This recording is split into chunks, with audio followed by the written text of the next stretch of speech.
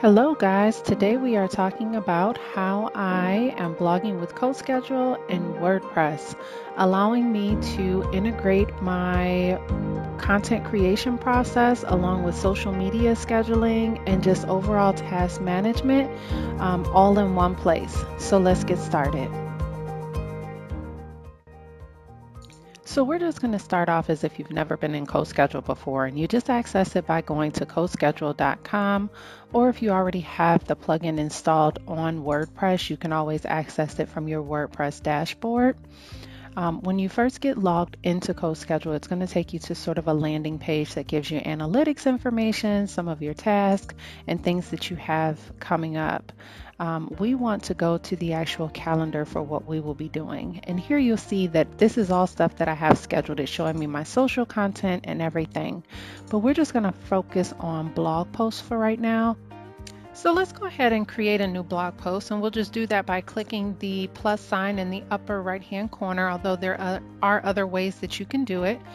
Here are the 4 content types that I have selected for my calendar, but you can change those to whatever you like. There's different options.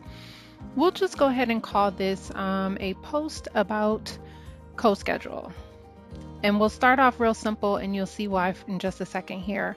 We'll go down and create the blog post. And what you'll see is that we have a little score here. And that score is our headline analyzer. It is telling us how good of a post title this is. So we could go back and try and pull that score up a little if we wanted to. And let's just try and change it a little bit and see if that helps us at all. And we'll reanalyze. Gotten it up to yellow, which is an improvement, and this just kind of shows you the factors that is breaking down the overall scoring of it. We still want to try and get it to green, so I will come back to this and reanalyze it before I would publish this, just to see if we could increase it. But for right now, we're going to move on. So this is where I use one of the integrations that CoSchedule offers, which is Google Docs. I typically write a lot of my content on my phone in Google, and then I pull it into CoSchedule, which allows it to transfer into WordPress. So I found the document that I typed up this blog's content in, and I am now importing it. And then what will happen is CoSchedule will convert it to the WordPress format. So it has me assign who the author is, and I can pick my categories here, and it will transfer all of that over in the conversion process once it converts it to a WordPress post. And that's what we see happening here. So we're just going to go ahead and accept that it has finished. So now just a couple of things that I want to point out to you. You can see here that it has assigned me as the author, which is what I selected, and it shows that it's a post type as opposed to like a recipe or any other custom content types that you might have. It also has a place for a checklist, which I will show you that shortly. And then your social media can all be scheduled here or in WordPress. But it also gives us the option to edit this in WordPress, as well as we can schedule it or keep it as a draft right here, as you see. So those are some really nice features that helps make it a seamless process. For me, what I normally do is go ahead and add my template for my checklist for each blog post that I create. This is something that I created too. It's a work in progress. I'm always adding to it or removing stuff if I don't feel like I need to do these things anymore. But as I go through and import my content and then edit it, these things are the things that I'm checking off to make sure that I do. So we just want to head over into WordPress. If you click edit in WordPress, it opens the post up in a new window. If you formatted it like I did within Google Docs, that formatting will convert over. So you will see that there will be some header content and things like that within this post. We'll just go here to the visual tab. And as you can see, some things are already in header format. They're numbered because I did that in Google. So you can just leave it unedited in Google, or you can choose to add those templates. And when it converts over into WordPress, that information will be there for you. So now I want to show you how CoSchedule appears within your WordPress dashboard. The nice thing about CoSchedule is that it appears right within the post. So as you can see here, my checklist is there. I can check off things from here or over in the CoSchedule tab, and then the social media scheduling is there as well. So if I wanted to do it right here within the post, I could. So here just showing you how some of the stuff is formatted. We have our headers. Here we have numbered content. And you can see that that format transferred over like I told you. One of the things that I like to do within my post, if I have something to put, is to go ahead and put a tweetable in there. So I'll just show you me doing that. And let's just type in some text here and get that in there so you can see how that happens. Now, this is not something that's a part of CoSchedule. This is just something that is a part of my normal process. If I have something that I can put in there to tweet it so that my readers can further share my content and increase engagement on it, then this is an opportunity to do so. And there are plugins for that. CoSchedule actually does have a click to tweet plugin that you can download right from the WordPress repository. And it gives you the ability to add your tweetables. This is from another plugin that I have. I try and let plugins do multiple things if they do, so that I can minimize the amount of plugins that I have on the back end. So that is why I don't use the CoSchedule one. But here we have it. So I can check off that I formatted my content and move on to some of the other things that I need to get done, like adding the tags to it and SEO. So here is my SEO process, and we want to choose what our keyword is. You can see, again, this is not for the Yoast plugin, but that is what I am using here. So I am trying again for green lights. You'll see up there at the top where it's readability and the keyword analysis. We just want to get those green lights so that this post is more SEO friendly and likely to come up in search engine searches. So I am going through and adding my meta description, and you can even change your SEO title, which is the way that it'll appear when people search it in Google. This is something that I do often. I may change up my title for Google versus how I want it displayed on my blog. And I have my own personal reasons for doing that, but it's again a matter of personal preference. And then I'm just looking at the checklist to see the things that I can check off and get the green light on here to increase my SEO. So we'll move on. I'll go ahead and check off that I did that, and on to the next thing. Some of the things that I like to do is to make sure that I include an excerpt, so that way I can custom craft the content that shows on like the blog post page, or like when you share it on social, it'll share the excerpt instead of sharing like the first 50 characters of the blog post. So I craft a custom excerpt. Sometimes it's a variation of the meta description. So as you see, I just copied and pasted the meta description, and then I'm adding something to it here. And this is what will display like on the blog homepage. Here I'm just entering tags for the post, things that further define what the content is about and helps the searchability both within the blog and within your search engine optimization. So we'll go ahead and add those. And something else that we can check off our checklist. I also include in this step adding it to a couple different social platforms, which I do via another plugin that I have installed. And then I come back to analyzing the headline. So this is again all the criteria for the headline. In this case, I'm going to try the one that I selected for my SEO title and see how that does. By changing it right here within WordPress, it will actually carry over and change it in the CoSchedule tab that I had open as well. But here I can go ahead and do all of the things that I would have done there. So I'm reanalyzing it to see if that increases the score.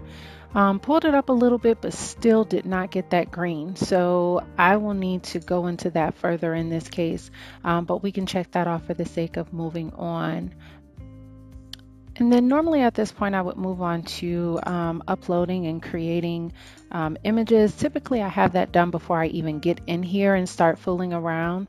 But if I haven't, then I would jump over and start creating my featured images, my pinnable images, my social media images. And that's why I have that there on the checklist. So we'll just check that off. We're not going to do that at this time, but that is something that I would normally do, is go ahead and import my images and things like that. And it will affect when I go to show you the social media portion, but I'll explain that to you when we get to that part. So now I'm just inserting an additional link, just something to give somebody an option to move to another post that may be related to this one. I do have a plugin that will add related posts at the end of the blog post. But in this case, if I know that there's something that I have that is already within my content that I can do a see also highlight on it, then this is what I do. So here is how that happens. And I just insert the link, and I have a special formatting through CSS that I do, and I can check that off. Again, adding links, internal and external, are both helpers for your search engine optimization. So if you are able to add quality links, then do so. So here I am just saving everything that I have done, because God forbid something happened with WordPress and I lose my information. So WordPress is just saving everything that I've done and updating it. Now, what I want to show you is when I jump back over into CoSchedule, all of the things that I have done will be updated over there as well. So I changed the title. You can see that the title is updated. You see that I crossed off things on my checklist. All of that is updated in the CoSchedule tab as well. So they're working together to help me get through this. And then here is where I would start scheduling my social media.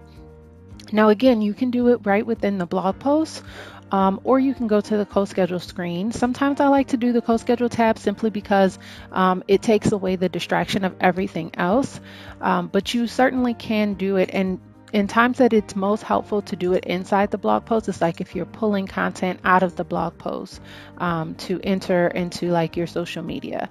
So here I have templates that I created, and again, that's probably a whole nother tutorial. But these are my social media templates that I use personally. So this is for Facebook, and I go through and I enter 6 different things, and I have it all set up with like when it publishes it and how often. So this one is my 12/12 schedule, where it will publish it for the next 12 days on both my personal profile and my Facebook pages profile. For the next 12 days, and then after that it'll share it in the best time of the month for the next 12 months. And so that one has kind of been working for me. It doesn't overpower my profiles, but it does still keep my content alive and fresh and there for my audience. So here is where you would assign the images that go to the different social media posts. So like I didn't upload any images, and I told you that this is where it would affect me showing you that. But normally I would add those images and then click apply. And as you can see, all of those messages are now filtered out with the different information that I put in. If I had the images in there as they should be, those yellow lines at the bottom of each post would go away.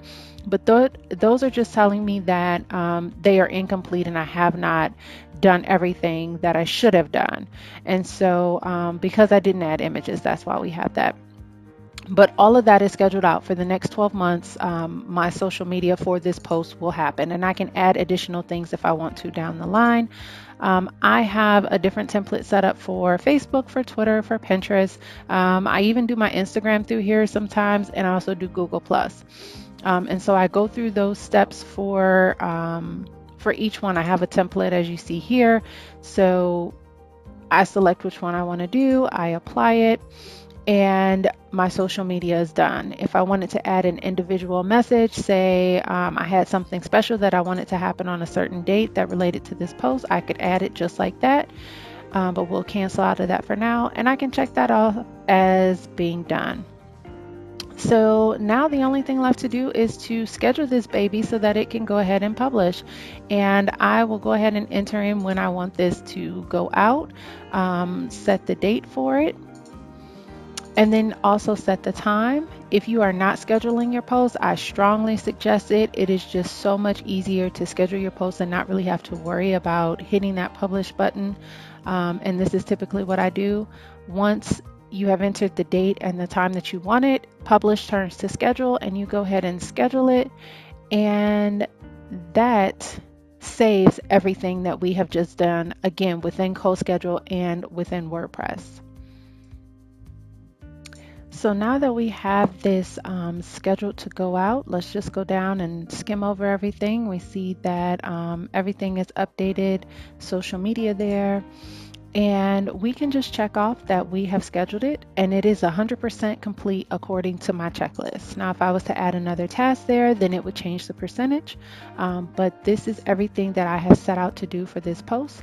And if we jump over to CoSchedule, you will see that it is also updated the same way, and it shows that this post has been scheduled. It is no longer a draft and at 100%. And let's just take a look at it on the calendar just so that you can see. Once the post is scheduled, it will show up on your calendar. You can just pick it up and move it around if you decided to, you wanted to change the date or whatever, and it would transfer everything over, your social media, everything that you have done. So that is pretty much it for me and how I blog using CoSchedule and WordPress. There are several different things that I could show you further within CoSchedule, and if that's something that you're interested in, be sure to drop a comment and let me know what your specific questions are, and if I feel that I need to do additional tutorials, then I will, or I can just answer your questions directly. But creating the templates and things like that are totally separate things. And for the sake of not making this any longer than it has to be, I just didn't feel that this was the place to do it. So I hope that you found this helpful. Please be sure to like, share, comment. If you have any questions, please let me know either in the comments or by email. And thank you for watching.